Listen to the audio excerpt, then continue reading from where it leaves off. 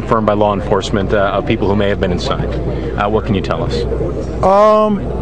It's very sad things that happen, and it's unexpected.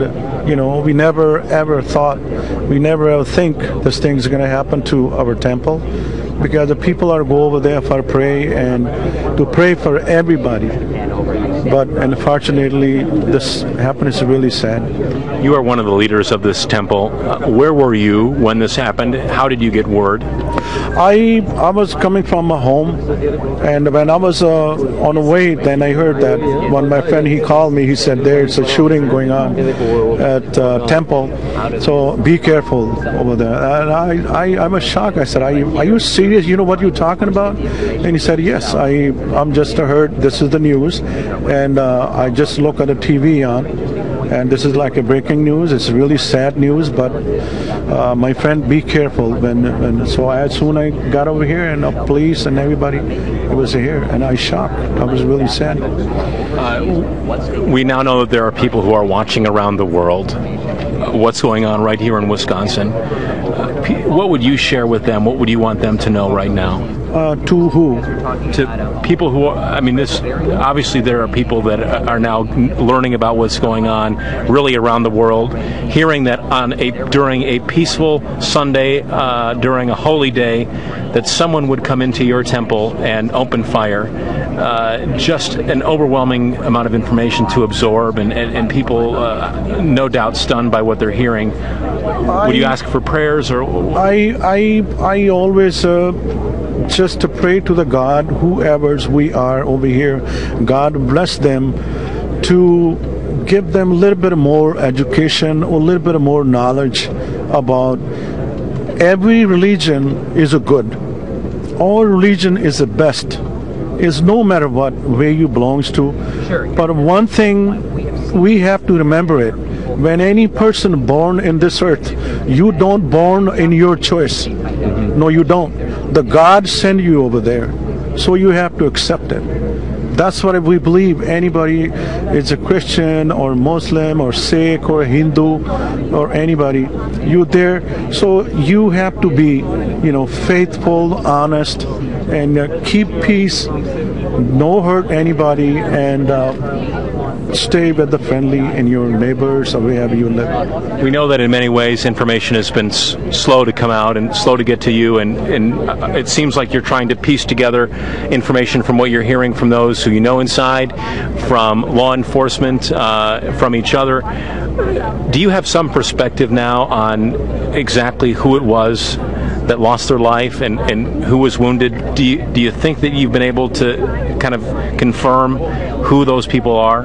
Well, you don't need to say their names on TV, but do you know who they are? Yes. I know who they are.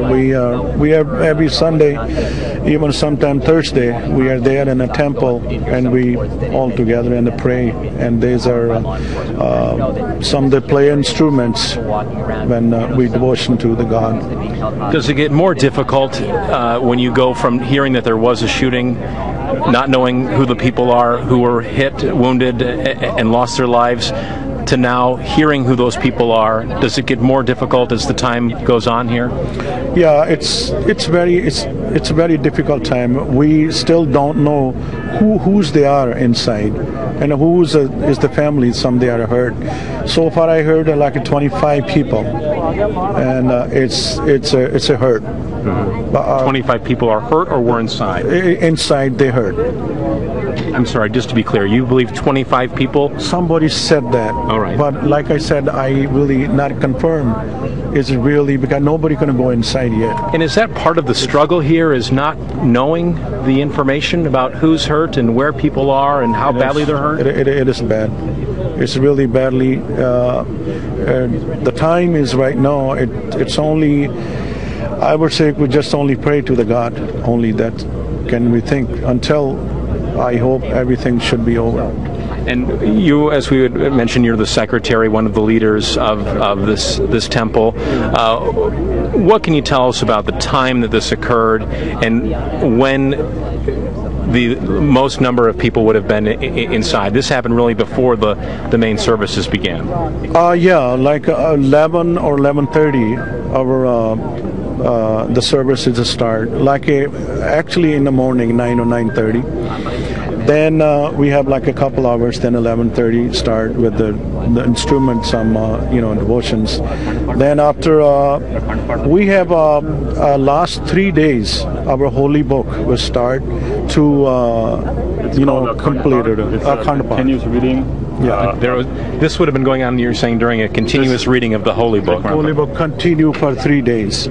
So which is somewhere around, I think about.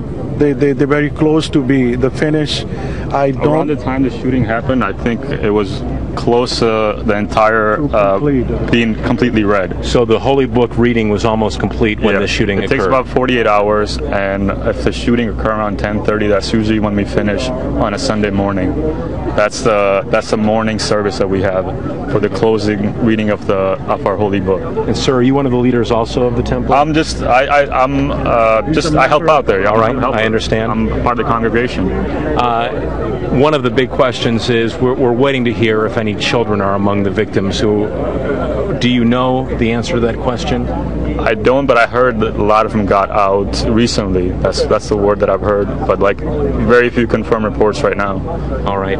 So what information, there's so many questions, what are the main questions that you're hoping to get answers for at this time?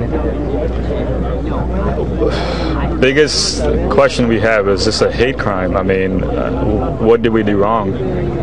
We've had, since 9/11, we've had small attacks on the community, and they've been so small they don't make really a splash in the major media. There's recently in April of this year, they passed a law to actually document Sikh hate crimes. For a long time, we were considered part of Hindu religion. Recently, they passed a law in just April of this year to document Sikh hate crimes related. So that the figures might come out recently after that. But yeah, the major question is, what did we do wrong? Was this a madman? Was this just a guy who flipped? Did he hate us for our appearance? Those are the major questions. I mean, if it was a random act of violence, I mean, there's no consolation in any of this. Mm-hmm. But well, we don't want to get too far into speculation about what may have happened. You mentioned that there have been other attacks that you're aware of. Is it something where people, in some ways, are in fear of going to worship, or is it the kind of thing where you believe it won't happen here, and you feel at peace going to your place of worship? Like if you look at Columbine, you look at the recent shooting with the Batman opening, these are just random acts of violence. So I don't think people are afraid to go back. There's a little hesitation, but I don't think anybody here in the congregation is afraid to go back to Gurdwara. That's what we call the temple. I mean, you have to remember, this is Oak Creek, Wisconsin. Nobody knows where Wisconsin is, let alone Oak Creek. And this is going around the world. As a shooting, we're known for this, and this is beyond comprehension. Do you have ties to people in other parts of the world, and are they starting to hear about what's going on? Yeah, I mean, we're from northern India, basically, Punjab. That's where most of us come from. Most Sikhs that's where they're from. So this story's definitely gone back to India by now. People are calling in from India asking about this. We're small. I mean, we're the fifth largest religion, and we're tightly knit. You know, anything happens in the other part of the world, we know about it. And since 9/11, there's been increased awareness of this, especially within our community when this happens. I mean, like we said, we can't speculate what happened, but if it's a hate crime, this is huge. I mean, there's one shooting after 9/11 that somebody died in Arizona, and that was pretty much the only casualty that we know of. There's been slight hate crimes going on since then, but nothing this proportion. Is anger one of the emotions you're feeling right now? No, not anger. I don't think anybody's angry here. What are you feeling? Nobody's angry here. We're just confused. I mean, more people are... Was this a random act? Was this directed at us because of the way we look? Is this because... I mean...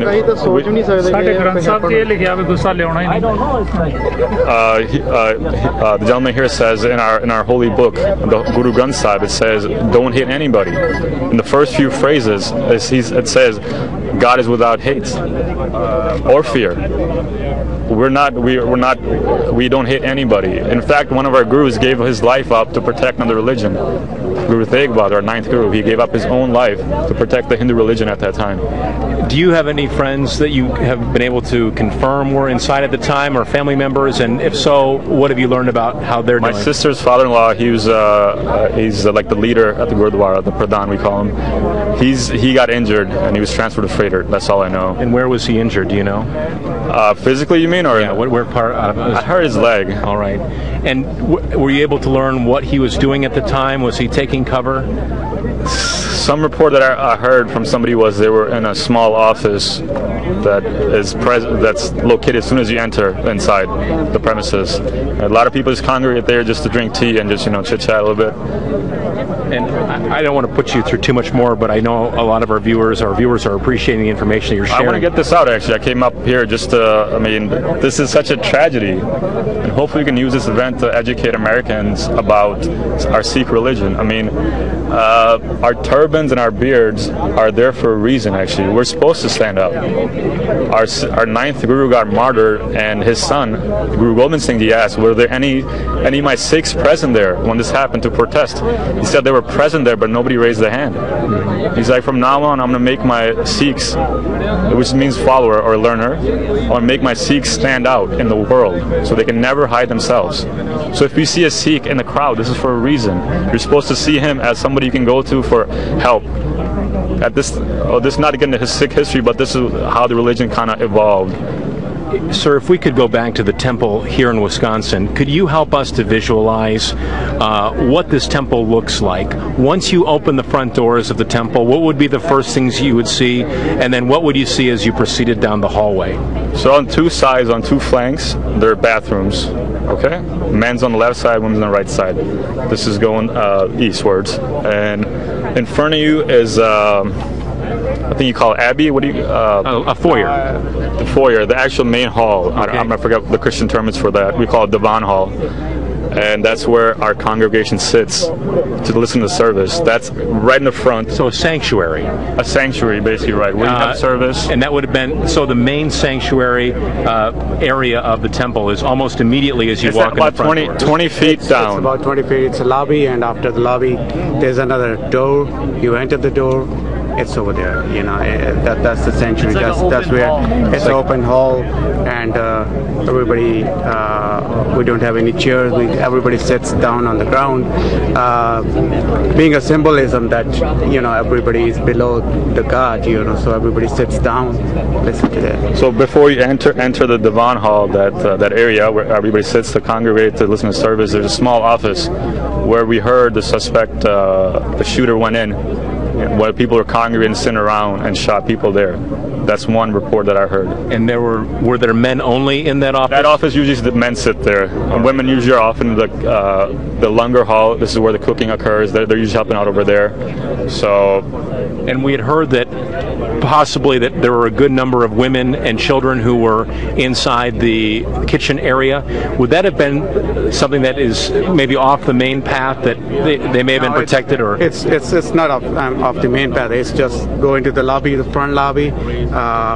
Right in the front is the congregation hall.